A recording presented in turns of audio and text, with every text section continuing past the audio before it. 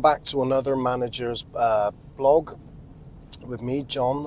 It's Friday today, and tomorrow sees us make the trip to FC United of Yate reserves for our first league game of the season, first league game of sort of post Christmas. So, if you're a follower of this channel, you'll know from sort of previous blogs and last week we were away to Axbridge in the Cup. So the build up to the game was quite good. The actual game didn't go as planned, and you'll be aware of that if you watch the sort of post-match interview with myself.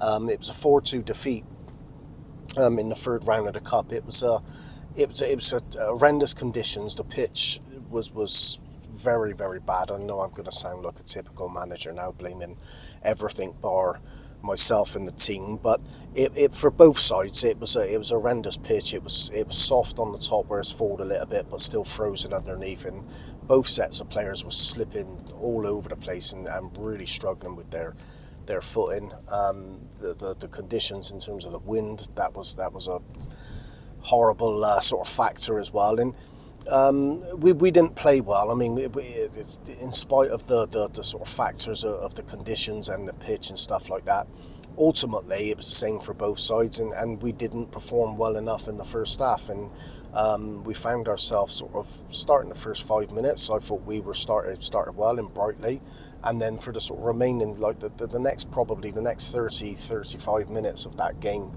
of the first half, we just wasn't on it at all, and we were up against it a little bit, but the wind wasn't helping. But again, and to an extent, it is excuses. We didn't get the ball down, we didn't play, we didn't carry out the sort of game plan of what we take into games. We went long far too often.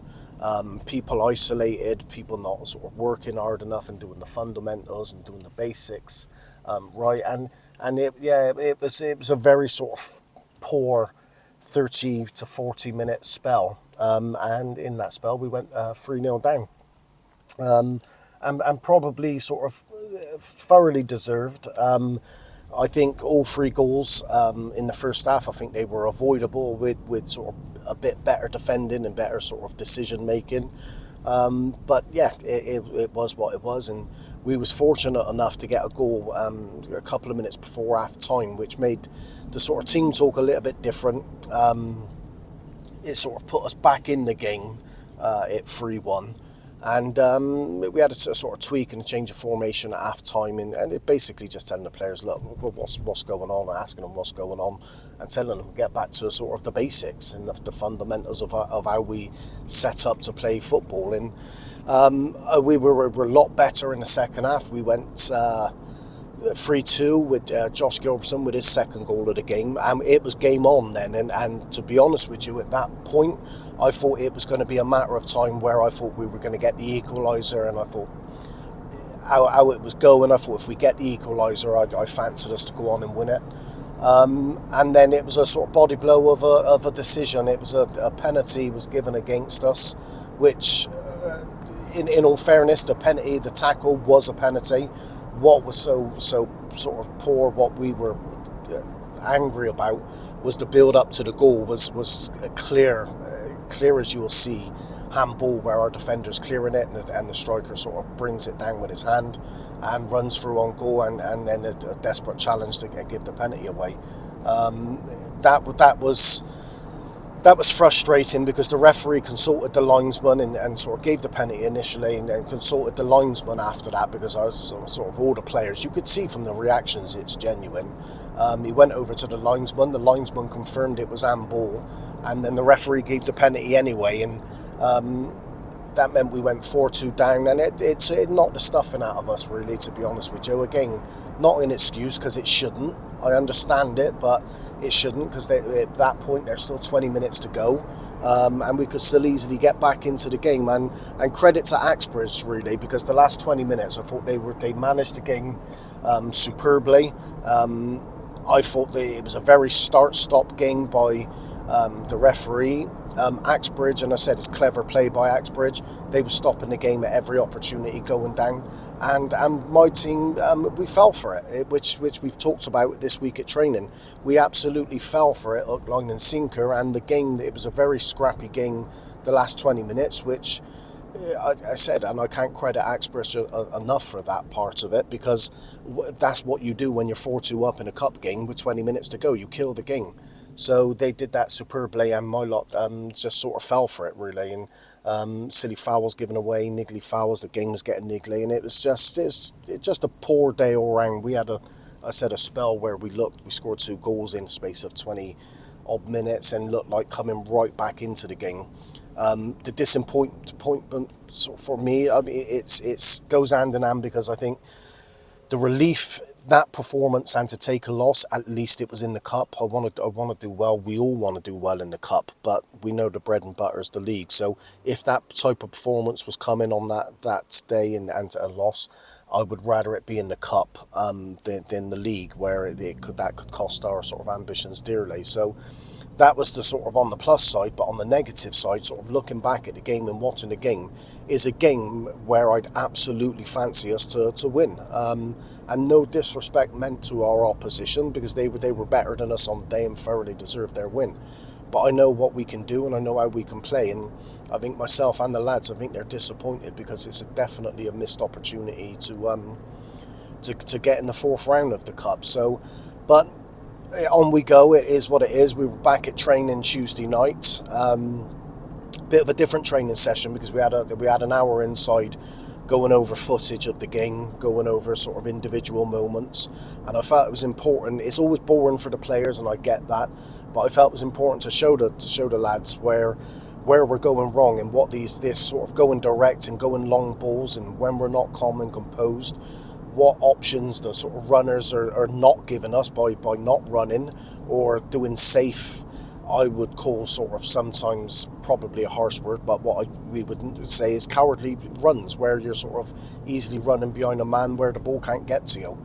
And there was a few occasions, and I'm not suggesting the players were sort of cowards and not looking for the ball, but they have to be smarter than that and realise, if I can see it on the sidelines and by watching the video, they have to see it in game that they're running in line with a defender and the passing lane's gone. They have to be smarter than that in terms of being in space. And sometimes, on a few occasions, the run was not to make a run. Let the player, let your marker, let your opponent, let him do the running, and you stand still and create the angle for the pass. And that comes down to sort of a bit of football knowledge, football brains, and more importantly, composure, and being better than that. So we had an hour on that, and I said, I know it's tough on the players. They want to get out with the ball, but sometimes that's what we have to do to improve and to really hit the message home, because there's nothing like a message when you're backed up by a clip or a video of showing what we did, what we didn't do, what we need to do better, and how we need to do it. So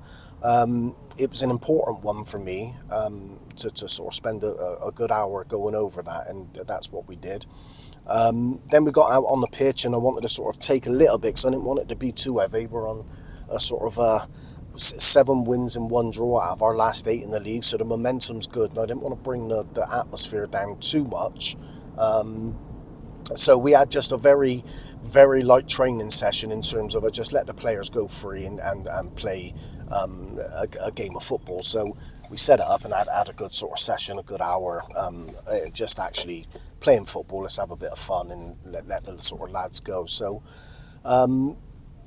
Tuesday, I said it, I think it was worthwhile. It isn't, I'm sure the players and myself, like I said, we'd like to be on the pitch and working on things, but sometimes that's what we have to do. And my challenge is to the players, and if they're certainly watching this now, is if you prefer to be playing football, don't turn in a performance like we did last week, and let's stick to our game plan and what we're good at, of getting the ball down, playing football.